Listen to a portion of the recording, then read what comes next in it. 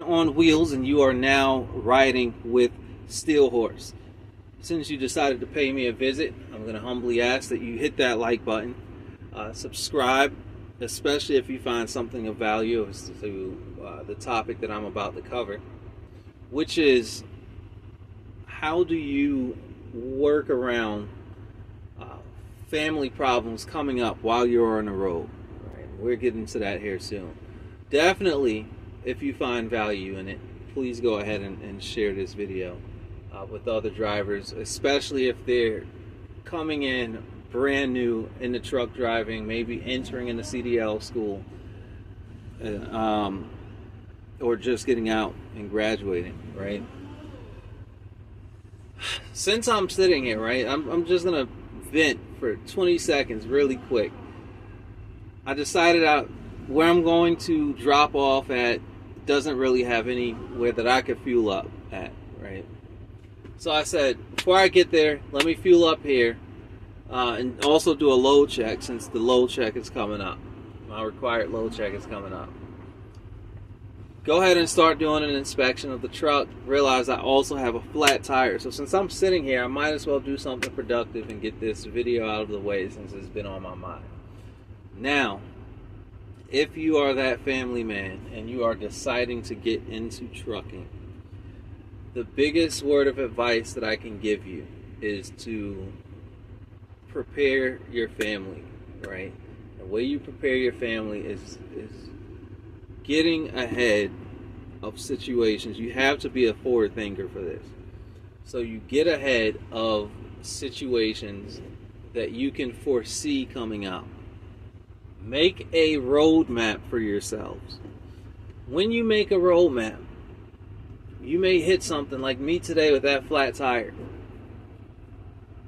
You can figure out whatever detour you need to get around that object. Right? So when you come back home on your resets, you know you're going to have to knock out a few things, especially if you're in it for the long haul. You know you're going to have to spend some one-on-one time with each of the kids. You know you're going to have to spend some one-on-one time with the wife. You know that your wife has possibly been struggling with something since you've been gone. Your relationship, you entered into a partnership. What that means is you created a circuit board. If you don't have each and every part that is needed to have that electricity go travel that circuit, that electricity is not going to travel the circuit. Right? So it's not going to light up or run whatever it needs to run. You being gone, you're taking a piece of that circuit board. So you better damn sure find a way to get that circuit onto solar power so that it's charging the battery while you're not there. And if you have any cloudy days or stormy days, that battery is already there and it's already got the energy that was needed to try to hold off until you're back on your home time. Hopefully that analogy made sense to a lot of y'all. With that, here's some small, minute ways that you can start trying to get ahead on any issues that may arise. Let's say you have some badass little kids and the teacher's constantly calling home. And they're like, they're missing this assignment and that assignment and everything's haywire and they need to catch up on this in this class and these grades. I'm pretty sure while your spouse is at home, there's other things that they're also dealing with. So you may have to take an hour out of your 34 to sit down with the kids that's obviously struggling in school and get them to help catch up. Look at the assignments, right? Make sure that these assignments are being completed. Make sure they get caught up on those assignments. See what they're struggling in. Help them if you're good at math or if you're good at English or good at history or whatever. Find memorable ways, especially when you're sitting there and you're at a shipper, you realize it's taking 2 hours.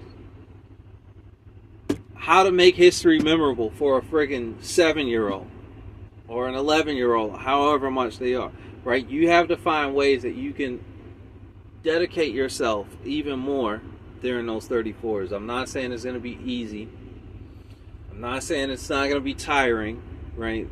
But find a way to dedicate yourself so that you're getting ahead of that problem. And then that week, prayerfully that week, if you get any response from a teacher, it's going to be, hey, I see an improvement, thank you.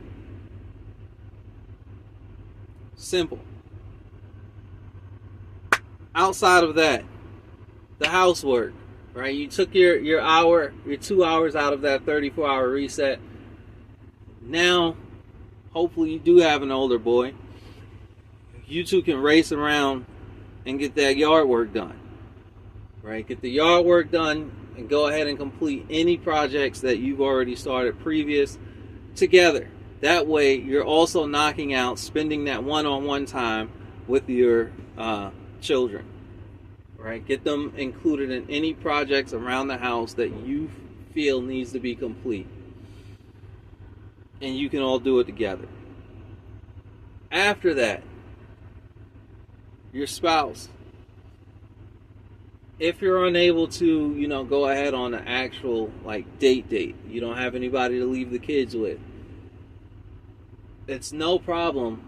9 o'clock rolls around, 7:30, 8 o'clock rolls around, you can put them to bed quick, early. Why am I going to bed early? Because I damn said so. Get your little butts in bed. Go ahead and get the baths rolling.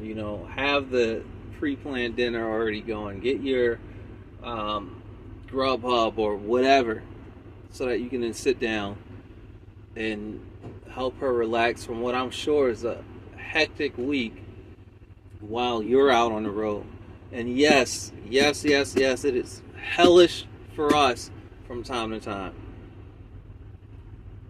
But it doesn't mean that what we're going through is equal or greater to what they're also experiencing, especially if they're not just to stay at home, if they also have work going on or whatever. Even if they are stay at home, sometimes kids can just get under your freaking skin, man.